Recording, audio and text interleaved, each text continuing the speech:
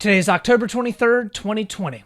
The Senate Judiciary Committee votes to advance Amy Coney Barrett's nomination to the full Senate.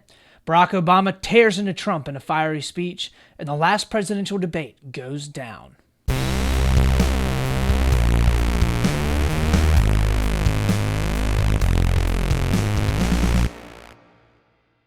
Welcome back. It is Casual Friday. Here on Split the Difference podcast, we're keeping it cash. We're having fun. We're looking at stuff from the left. We're looking at stuff from the right. We're having us a good old time. And guys, I'm serious. This is the best podcast yet. I don't even know. I'm pretty sure that no other podcast has been better than this one so far. Just going to throw it out there. You guys, it's up to y'all to decide if that's true or not. But if this is the first time that you're joining in with us, let me give you my spiel. So we are a political podcast here at Split the Difference. We like to look at both sides of the aisle as best we can. We examine things on the left, examine things on the right, and try our best to try and find a little bit of a little bit of that sweet truth that usually lies there in the middle. We're not going to not have opinions here on Split the Difference podcast, but we are going to be level-headed, reasonable, and understand that all of the division in the world doesn't have to be that way. We can unify and we can have a good time while doing it. So, with all that having been said, let's jump on into our story number one. So, first story. The final Senate Judiciary Committee vote tally in order to push Amy Coney Barrett over the edge and into the full Senate for her vote was completed on Thursday, 12-0. You heard it right, 12-0. There were 0 votes that didn't want to confirm Amy Coney Barrett. I wonder why that could be. Well, the Democrats all decided to not come and to not appear. So they decided to protest the Republicans. This was after a long couple of weeks, which honestly I thought had been going really well. The Democrats had put up a lot of good points. They had questioned Amy Coney Barrett very well. They knew there wasn't really anything that they could do because the Republicans were pretty much swinging for the fences. There was nothing they could do to stop it. They were respectful. They went out of their way to make sure not to attack Amy Coney Barrett personally or for any of her personal life or values. They did a really good job. And then here on the home stretch, right before going into the big, the vote for the entire Senate, they decide to pull some huge theatrics. And honestly, it kind of made them look bad. So,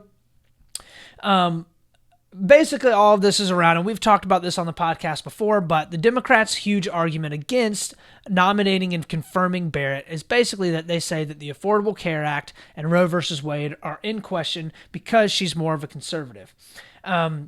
The theatrics by the Democrats basically comes as all the much more liberal left-wing, part of the left-wing party, came through and started really slamming all of the Democratic senators pretty hard that were in the Judiciary Committee. So let's hop in real quick, and this is, I guess, a preface to the video.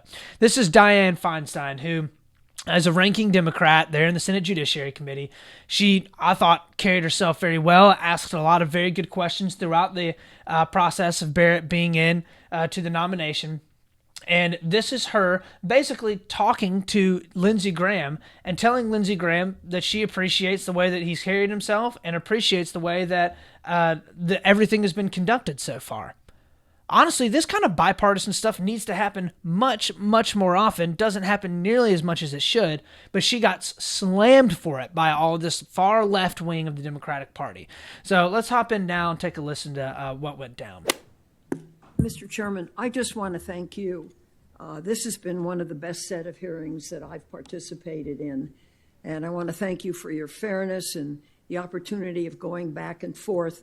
It leaves one with a lot of hopes, a lot of questions, and even some ideas, perhaps some good bipartisan legislation we can put together to make this great country even better. So thank you so much for your leadership. Well, one, that means a lot to me, and I know we have very different views about the judge and whether we should be doing this or not. But having said all that, to my Democratic colleagues, you have challenged the judge, you've challenged us, and I accept those challenges as being sincere and not personal. I don't think anybody crossed the line with the judge in terms of trying to demean her as a person. So that is Feinstein talking to Lindsey Graham, who is the chair of the Senate Judiciary Committee. Both of them, but especially Feinstein, showed a pretty rare moment of bipartisan unity and honestly just bipartisan respect. It's obviously something that needs to happen much more often, hence Split the Difference podcast. That's the whole reason why I wanted to make this, because I want to see more unity on both sides of the aisle.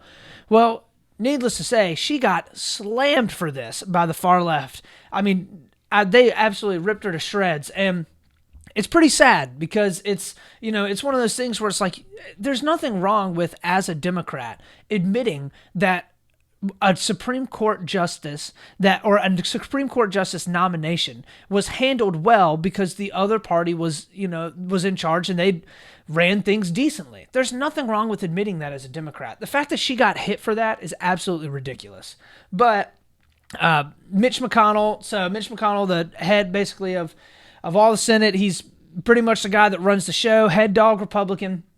He is planning on, or people are expecting him, to keep the Senate in session over the entire weekend. Extremely rare move, but it's basically done in order to keep the Democrats from delaying things anymore. After seeing what the Democrats did on Thursday, which they basically didn't show up, but they did kind of show up because they put cardboard cutouts of people with health problems, and they just sat them all around the room from where the Senate Judiciary vote would be taking place. So, basically what the Democrats were saying is, we're not going to participate in this. We're not going to cast our votes at all. We don't think any of this process is worth us showing up at all. We're just going to try and have, some type of big sound bite or a big clip that we can play to be able to say that we're, rising above and we're the moral betters here. Honestly, not a good look for the Democrats. And, obviously there may be some Democrats that I think that's good or had appreciated it, but really not a good Democrat, not a good move by the Democrats there. At the end of the day, the truth is there's nothing really that the Democrats could have done to stop this. The Republicans have all of the control in the Senate. They have it on the Senate Judiciary Committee. This is who they want to push through. If they want to push this through at the expense of other bills that can and should be pushed through, then that's on the Republicans, right? Like, the Democrats and Feinstein were playing it right when they were basically just sitting back and being like, everybody see the Republicans just running roughshod over the entire process right now, pushing this through as fast as they can. They don't care about your stimulus checks. They don't care about all these things that need to get done and legislated in the Senate. All they care about is trying to push through a conservative justice. When the Democrats were saying that, it sounded really good. When they're putting cardboard cutouts of random people in the actual committee meeting where there's supposed to be a vote, not showing up to vote and just doing all this theatrics, like that's the kind of stuff that made a lot of people extremely frustrated when the whole Brett Kavanaugh hearings and everything went down. So I've said before on this podcast that by acting with decorum, I think that the Democrats were going to end up doing themselves a huge benefit. But at the very end, honestly, I think it was incredibly disrespectful for them to walk out like that. And I don't think that's a crazy opinion to have. That's disrespectful to Amy Coney Barrett, who has shown nothing but respect for them. That's disrespectful to the Republicans that are sitting in there and showing up, actually wanting to vote. And they could have at least had their votes count. Right here before election, them not showing up and not voting at all, that's just honestly not. I wasn't a big fan of it. Obviously, I wasn't. So, anyways, blow through that story. It wasn't the biggest story in the world, so let's go ahead and head on over to our story number 2. So, story number 2. Barack Obama goes after Trump in a fiery speech. I mean, this was right back to 2007, 2008 Barack Obama. He was coming after it. He was throwing haymakers on Trump. And he sounded really good, honestly. Barack Obama was out there killing it. So, we finally are starting to see the Obamas hit the campaign trail for Biden. They have played it very, very relaxed so far on all this, which really has kind of been surprising to me. If anything, it's kind of seemed like Obama really isn't a big fan, or he doesn't necessarily think that Joe Biden can do it or can pull it out, or now that he's coming in so late, the only reason he's doing it is because he just really doesn't like Trump. It's kind of been weird to see how long the Obamas have held out. But obviously, I think it was probably all calculated. They wanted to wait until the very end to hopefully try and give Biden a little bit of a push. But his silence in a lot of ways I don't know, to me kind of seemed like he wasn't super confident in Biden. But I digress. So Barack Obama was back in action on Wednesday afternoon, Wednesday night. I mean, just throwing hands at Trump. He was lefts and rights. He was coming in hard for him. So let's go ahead and hop in and take a quick look at some of the highlights of that because it was, it was quite the video. So let's go ahead and hop in and take a look at this now. Know that he continues to do business with China because he's got a secret Chinese bank account. How is that possible? How is that possible? A secret Chinese bank account. Listen, can you imagine if I had a secret Chinese bank account? You think Fox News might have been a little concerned about that? They would have called me Beijing Barry. But you know what? The job doesn't work that way. Tweeting at the television doesn't fix things. Making stuff up doesn't make people's lives better. You've got to have a plan. You've got to put in the work. Donald Trump isn't suddenly going to protect all of us. He can't even take the basic steps to protect himself. Just last night, he complained up in Erie that the pandemic made him go back to work. I'm quoting here. He was upset that the pandemic's made him go back to work. If he'd actually been working the whole time, it never would have gotten this bad. And with Joe and Kamala at the helm, you're not going to have to think about the crazy things they said every day. And that's worth a lot. You're not going to have to argue about them every day. It just won't be so exhausting. You might be able to have a Thanksgiving dinner without having an argument. You'll be able to go about your lives knowing that the president is not going to retweet conspiracy theories. Right, so Barack Obama comes after Trump hard there. He gives basically a lot of different reasons why Trump is bad. So he talks about how Trump is crazy, about how Trump does bad things and tweets crazy things, about how now in our lives, everything is so bipartisan and everything is so political that you can't even have a Thanksgiving dinner with your family without having some type of argument. He talks about how Trump at a previous campaign rally within the last day or so has said that the pandemic happening made him have to go back to work. And that actually was quoting Donald Trump. So he comes after him and comes after him hard. And the big thing here, I guess two big takeaways. One, I don't care who you are, Barack Obama can speak. The man can bring it. And it is totally obvious why Democrats and why, he won 2 elections in a row. Because he's very, very good at presenting himself. He's good he's an eloquent speaker. And that's not something that American people are very used to from either Biden or Donald Trump.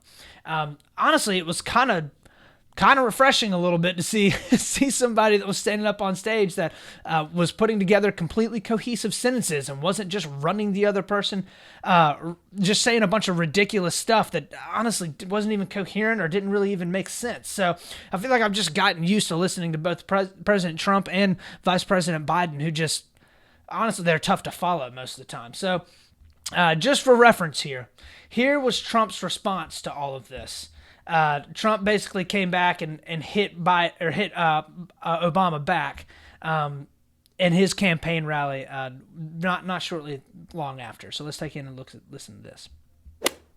President Obama's campaigning for Sleepy Joe Biden. And I said, that's good news or bad news? Tell me, are you saying it's good or it's bad? Well, I guess it's bad. No, it's good.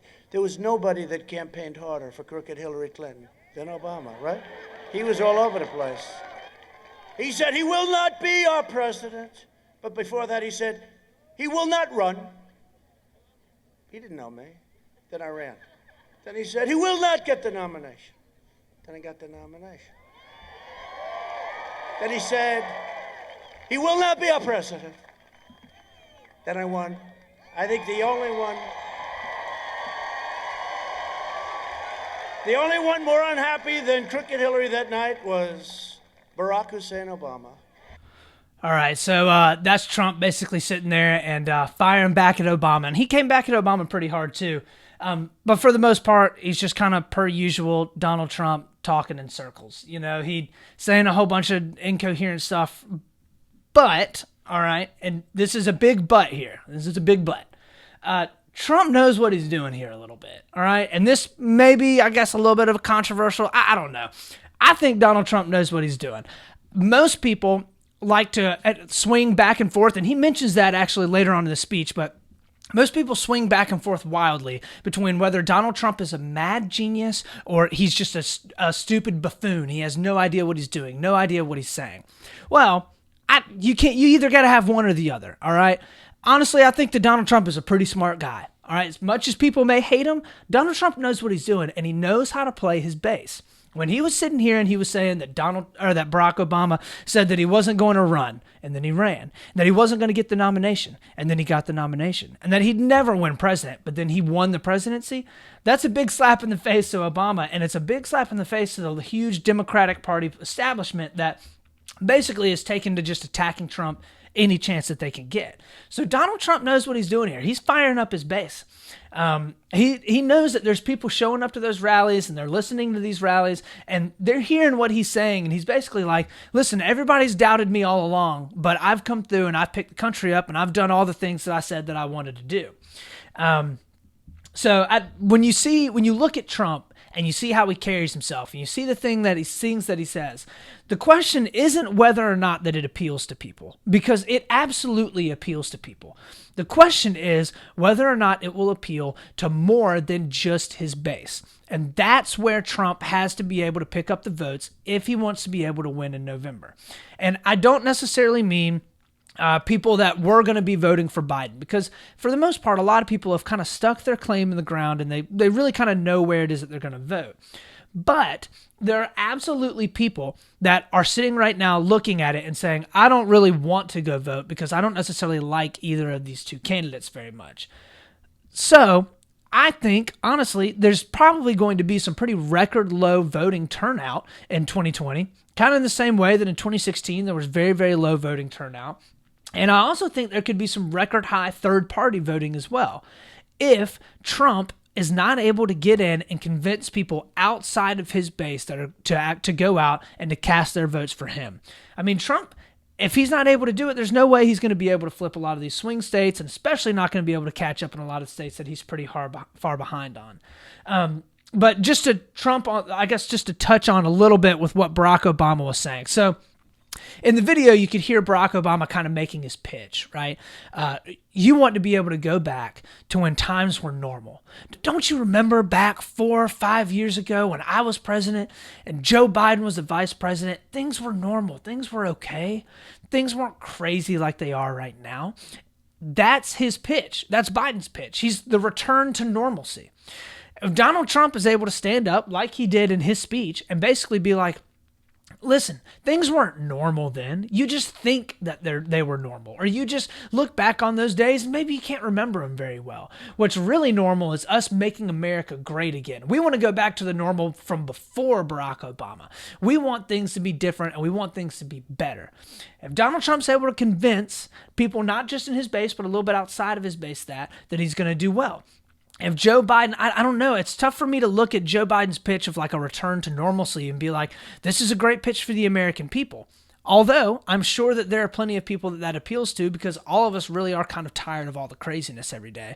Joe Biden's just obviously got to be able to convince people that he's going to be able to be the one to bring us back to that level of, all right, everything's going to be okay. So with that being said, let's go ahead and hop on into our story number 3, because I think that's going to be where we need to spend the majority of our time. So story number 3 was the final presidential debate. I'm sure that you guys, just like me, were staying up late last night, just chomping at the bit, ready to watch that final presidential debate, because you just knew that this one was going to be different. There was going to be a change in the air. Donald Trump and Vice President Biden were going to be able to stand there, talk back and forth about the real issues that we all care about, not make personal attacks about each other's family, not talk about random things that not a lot of people don't, care a whole lot about. And, they would also just talk about the policy issues. They would get down to the nitty gritty of the matter, right? That's what we all thought was going to happen. Well, did it happen that way? No, definitely not. This was pretty much the same thing as last time, although I will say they were both much more respectful. And I will also say that Welker, the moderator, did a very good job. I thought going into it that she was going to be, and she is extremely, much more left-wing, much more democratic. I thought that she was going to be much, much harder on Trump. But of the debate that I saw last night, I honestly thought that she did a decent job. At one point, Trump actually said, listen, you're doing a really great job. I really appreciate it. That's not something Trump says very often about anybody that's on the left side of the aisle.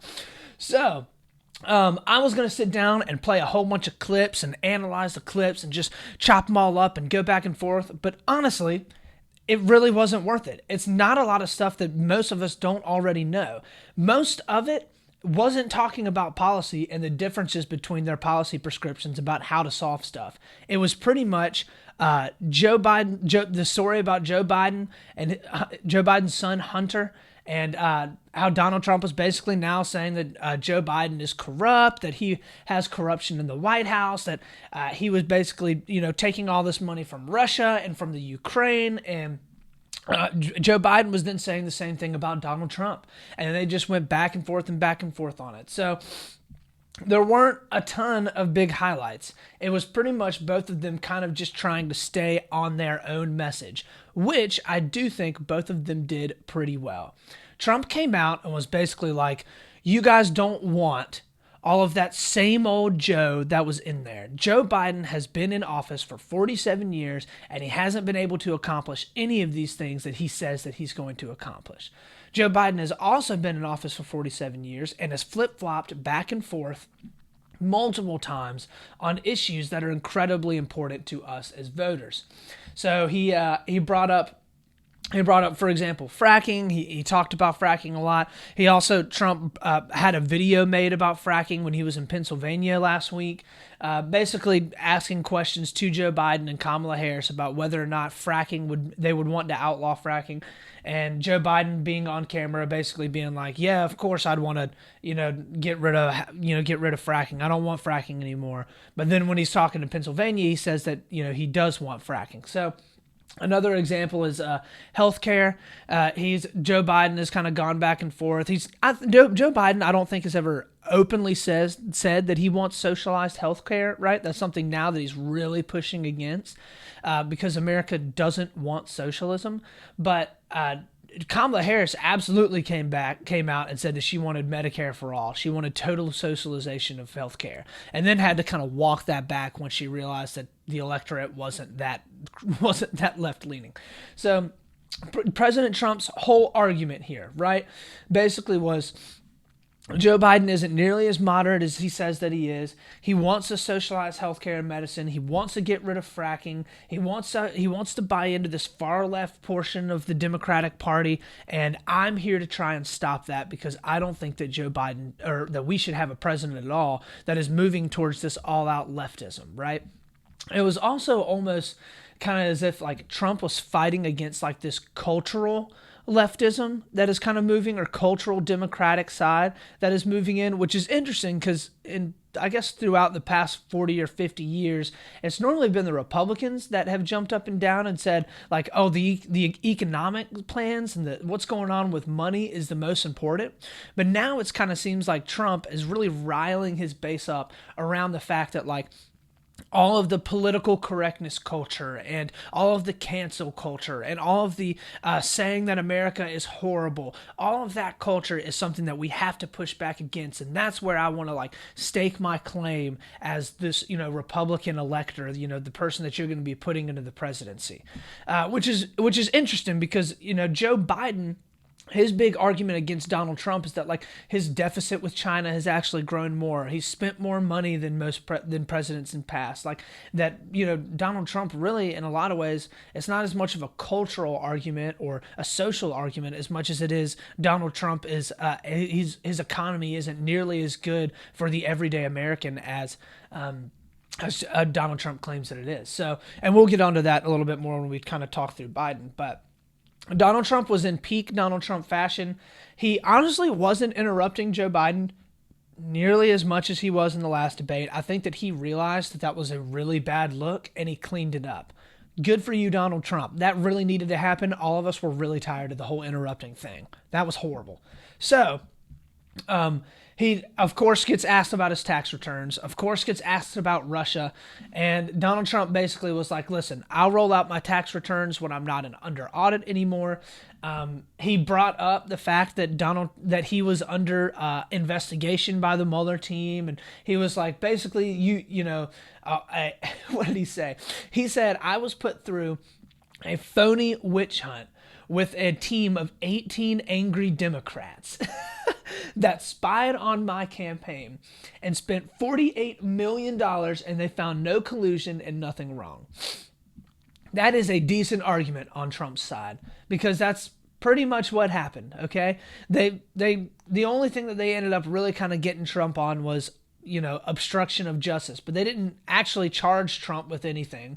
Like, basically Mueller was like, you could maybe kind of possibly go after Trump for obstruction of justice, which is a very, very loose charge, right? So they really didn't find anything. The only thing that they found was that Russia did, in fact, attack American elections in 2016, which nobody was necessarily denying, right? Like, in the very beginning, nobody was really denying that Russia probably came in and tampered with the United States elections, because they do that in elections all over the world.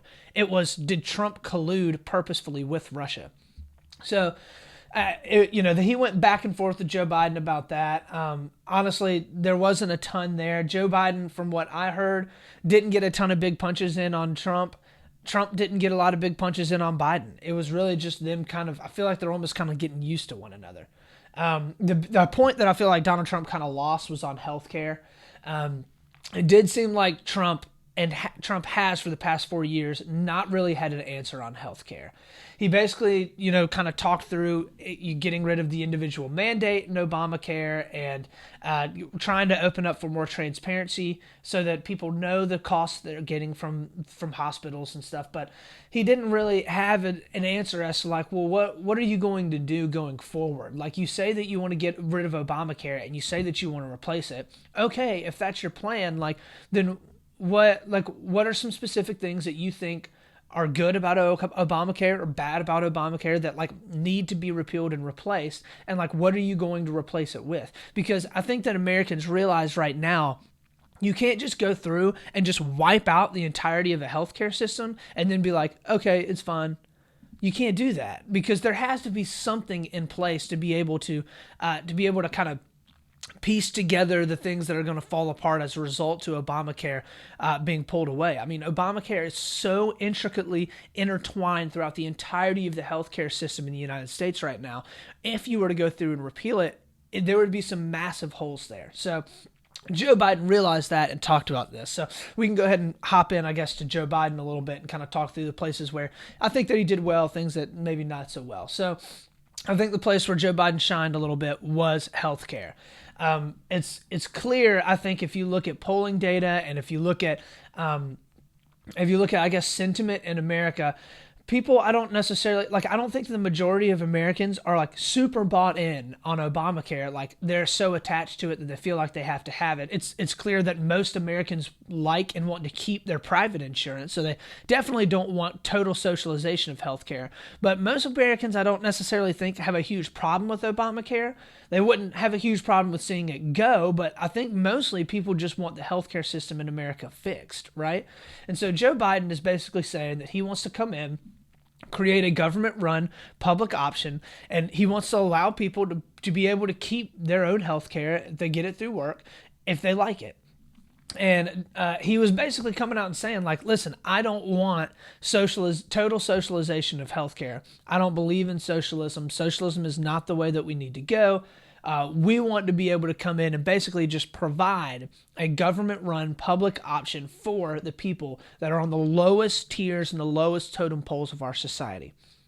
And Donald Trump, was basically his hit back against that was, you're saying that that's not socialism, but that is socialism. Having a government-run option is the literal definition of a socialist-run program, right? It is a program paid for through the taxes by the public and is issued and rolled out by the government.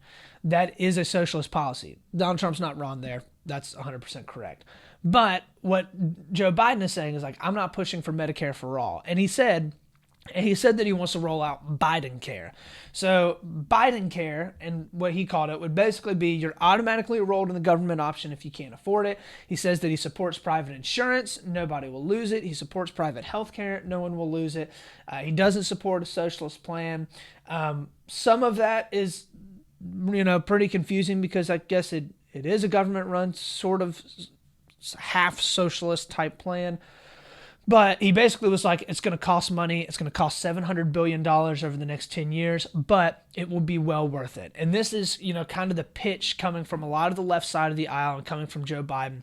That's the pitch coming out of his tax plan, is basically, yes, your taxes for some Americans are going to increase, but it's only going to increase if you are, in the top percentile of Americans making $400,000 and more over the course of the entire year in income. That's how we're going to be able to raise the taxes, and we're going to basically just bump up government spending through the roof for the next 10 years. And he also had a whole lot more of come on. Like, I don't know. That's just Joe Biden's thing now. Just come on. I don't know why, but that's he really nails that every single time.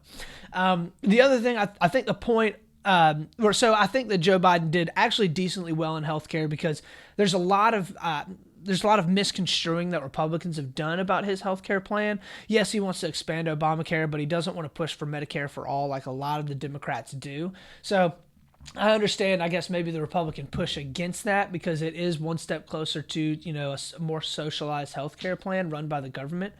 But it is definitely not this full, all-out socialized Medicare for all, right? So I think Joe Biden did a good job of kind of like leaning into that a little bit more and, pushing against socialism. I think that's going to help him.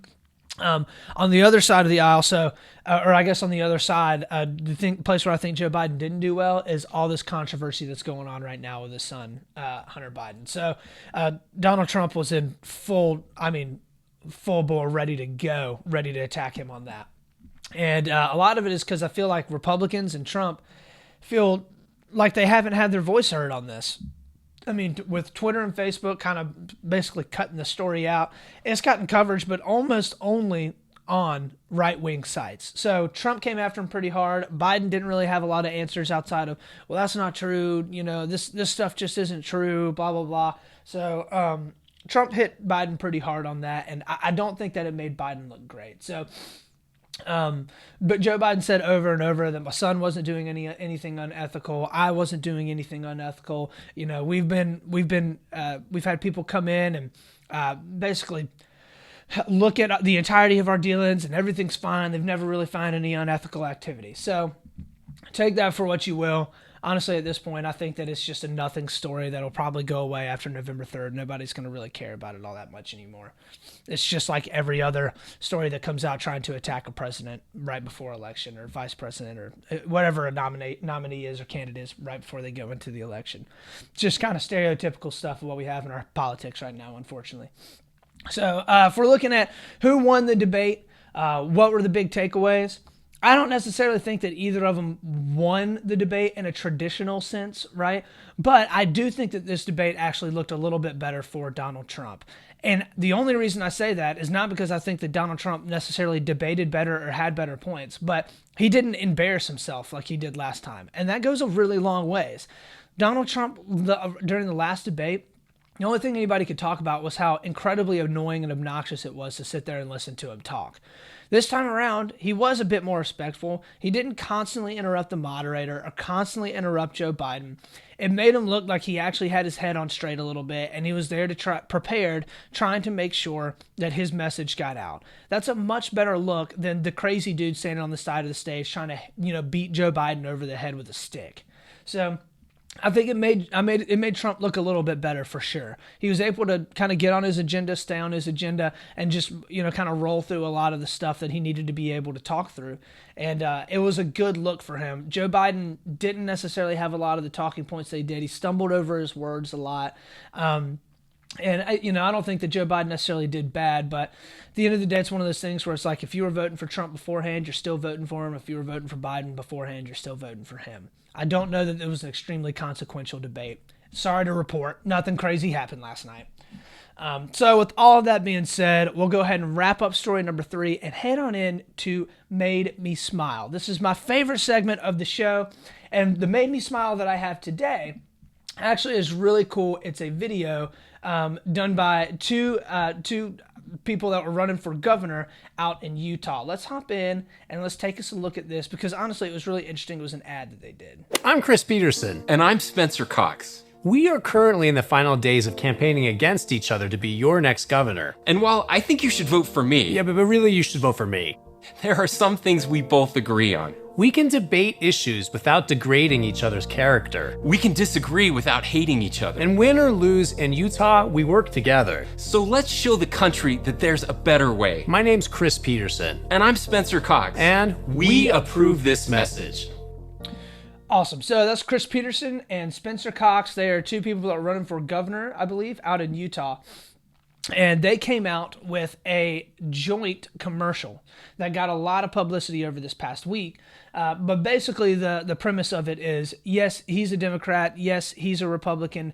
But we don't have to hate each other. We don't have to attack each other personally or like attack each other's families. We don't have to say horrible things about each other. We can just debate issues, even though we disagree, and things are going to be all right. And they're basically going forward and like tapping into this sentiment in America that we're tired of the division and we're tired of the hate and the vitriol. This is fantastic because obviously this is what I do right here on the show. This is what I like to look at. I like to be able to look at both sides of the aisle. I like for there to be some type of common ground in the middle. So I thought this was fantastic. If you guys haven't checked out that commercial, go ahead and check it out. It's on Twitter. I think you can probably find it on YouTube and stuff as well. So go ahead over and check out that commercial if you can. Definitely two candidates that I think that's awesome, and that's what needs to be happening across the country. So with all that, that is the show. Thank you for tuning in and for checking us out. Had a great time putting this one together.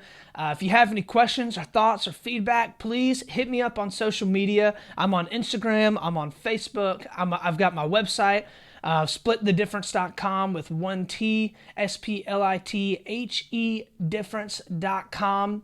Please check me out there. I'm on all the different podcast streaming platforms, and I'm also on YouTube as well. So please feel free to like, subscribe, give me a great 5-star review if you can.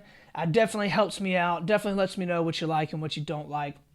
Appreciate you listening in, tuning in with me. Always remember, we're going to keep a level head, we're going to be reasonable, and we're going to always split the difference. This is Austin Taylor.